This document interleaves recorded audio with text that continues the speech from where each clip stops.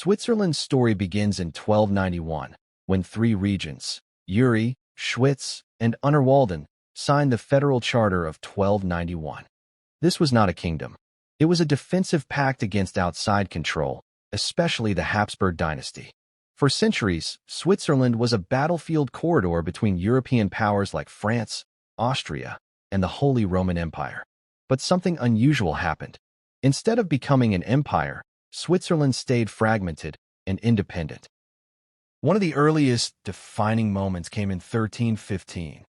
At the Battle of Morgarten, Swiss peasant soldiers defeated the powerful Habsburg Knights. This wasn't a wealthy army.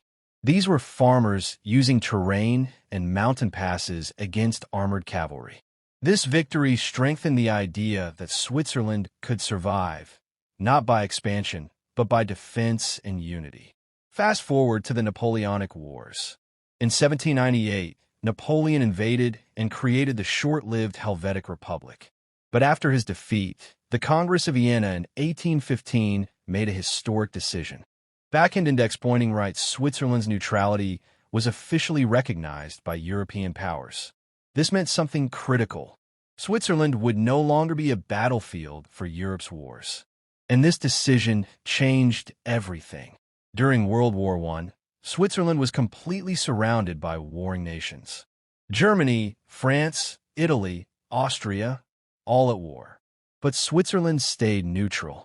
Then came World War II. Nazi Germany surrounded Switzerland on all sides.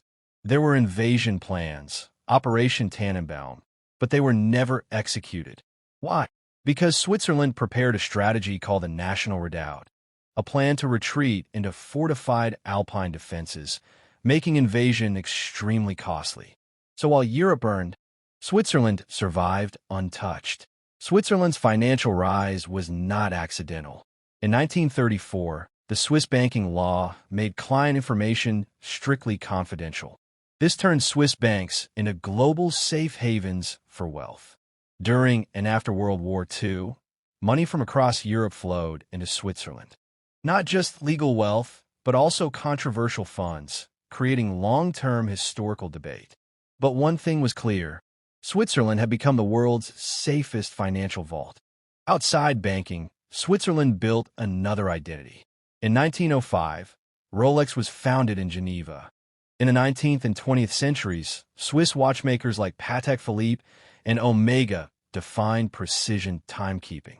Swiss engineering also expanded into pharmaceuticals, with companies like Novartis and Roche becoming global leaders. Switzerland did not compete on size. It competed on trust and precision. From the Battle of Morgarten in 1315, to neutrality in 1815, to survival through 2 world wars, to becoming a global financial hub, Switzerland's rise was not built on conquest. It was built on one strategy: stay small, stay stable, stay trusted. And in a chaotic world, that strategy turned out to be one of the most powerful of all.